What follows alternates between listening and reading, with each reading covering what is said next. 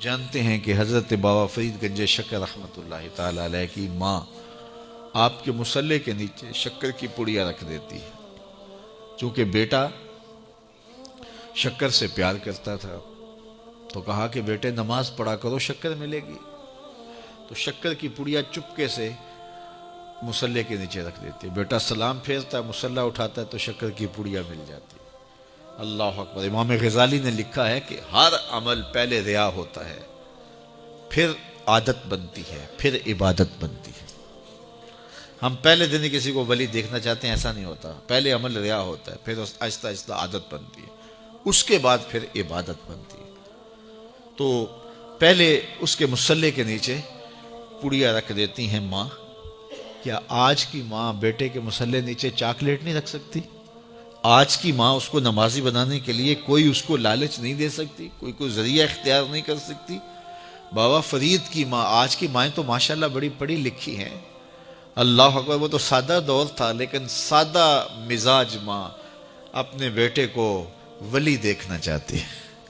آج کی ماں اپنے بیٹے کو ڈاکٹر دیکھنا چاہتی ہے، انجینئر دیکھنا چاہتی ہے، اچھا بزنس مین دیکھنا چاہتی ہے۔ میں کہتا ہوں بنے، ہمیں خوشی ہے، لیکن سب سے پہلے ماں یہ سوچے کہ میں اپنے بیٹے کو عاشق رسول دیکھنا چاہتی ہوں، میں اپنے بیٹے کو اچھا انسان دیکھنا چاہتی ہوں، اچھا مسلمان دیکھنا چاہتی ہوں۔ باقی صفات بھی اس میں پیدا ہوں، لیکن جو بنیادی صفت ہے وہ بچے کے اندر کوٹ کوٹ کے بھر دی جائے۔ تو حضرت بابا فرید کی ماں پڑیا رکھ دیتی ہے شکر کی۔ اللہ اکبر۔ ایک دن کہیں گئی تھی، واپس پلٹی تو راستے میں ہی لیٹ ہو گئیں، تو دل میں رہ رہ کے خیال آ رہا ہے آج بیٹا مصلہ اٹھائے گا تو میں نے تو آج شکر کی پڑیا نہیں رکھی۔ پھر ماں جھولی پھیلا کے راستے میں دعا کرتی ہے، مالک فرید کی ماں کی محبت کی لاج رکھ لینا۔ اس نے یہ ایک طریقہ، ایک حکمت، ایک ہیلا کیا ہے اپنے بچے کو نمازی بنانے کا، مالک فرید کی ماں کی لاج رکھ لینا۔ واپس جب گھر پلٹی تو بچہ نماز پڑھ چکا تھا، تو آتے ہی پہلا سوال کیا، بیٹے نماز پڑھ لی ہے؟ تو بیٹے نے کہا ہاں امی نماز تو پڑھ لی، لیکن کے بعد ماں کا دل دھڑکنے لگا کہ لیکن کے آگے یہ نہ ہو کہ آج مجھے شکر کی پڑیا نہیں ملی۔ کہا لیکن، تو ماں کا دل دھڑک رہا ہے۔ کہا کیا بیٹا؟ کہا لیکن ماں آج جو شکر کی پڑیا ملی ہے نا، اس کا چس ہی کوئی اور تھا، اس کا مزہ ہی کوئی اور تھا، اس کا لطف ہی کوئی اور تھا۔ کہا پہلے فرید کی ماں دیتی رہی، اب فرید کا رب دے رہا ہے۔ اللہ اکبر۔ تو مائیں اپنے بچوں کی اچھی تربیت کی ضامن ہوتی ہیں۔ اقبال کہتا ہے تو نہ دانی کے سوزے کے راتے تو، دیگر گوں کر تقدیر عمر را۔ میری بہن تو نہیں جانتی، اگر تو بہن ہو کے قرآن پڑھے تو تیرے بھائی عمر کی تقدیر بدلے گی، اور اگر ماں ہو کے قرآن پڑھے تو بیٹا نیزے کی نوک پہ قرآن سنائے گا۔ تو یہ ماؤں کا اثر ہوتا ہے، ماں کی تربیت کا رنگ ہوتا ہے۔ حضرت خواجہ قطب الدین بختیار کاکی رحمۃ اللہ تعالی علیہ 14 پاروں کے حافظ تھے۔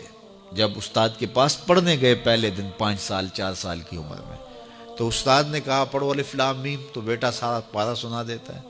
کہا چلو بیٹا پڑھو سیقول السفہاء، تو وہ بھی پورا پارہ سنا دیتے ہیں۔ تلک الرسل فضلنا، پورا پارہ سنا دیتے، 14 پارے یوں سنا دیتے ہیں۔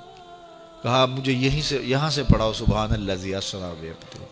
تو استاد حیرت سے کہتا ہے بیٹے جہاں سے 14 پارے حفظ کیے ہیں اسی درسگاہ سے باقی 16 بھی حفظ کر لیتے۔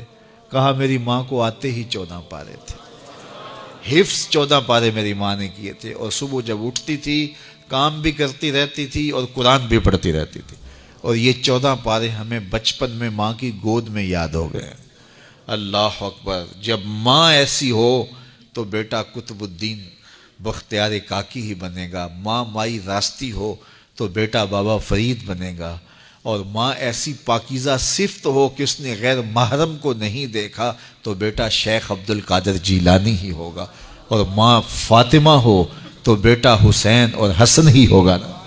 تو ماؤں کی تاثیر ہوتی ہے، ماؤں کی تربیت کا رنگ اترتا ہے اولاد کی تربیت میں، اور ان کی عادات میں جھلکتا ہے۔ کسی شخص کی اچھی تربیت ہوئی دیکھیں تو دیکھیں اس کے پیچھے اس کی ماں کھڑی ہے، اس کا باپ کھڑا ہے، تو ماں باپ کی صالحیت کے اثرات مرتب ہوتے ہیں۔ تو باپ اپنی اولاد کو حرام کا ایک لقمہ بھی نہ کھلائے، اور ماں اپنی عصمت کی حفاظت اپنی جان سے بڑھ کر کے کرے تو پھر نتیجہ کیا ہوگا کہ صالح اولاد پیدا ہوگی۔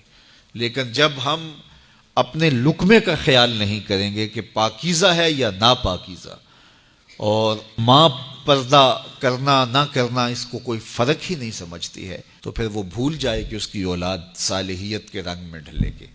تو اچھی مائیں اچھی اولاد کی تربیت کی ضمانت ہوتی ہیں، اور لقمہ حلال اچھی اولاد کی تربیت کا ضامن ہوتا ہے۔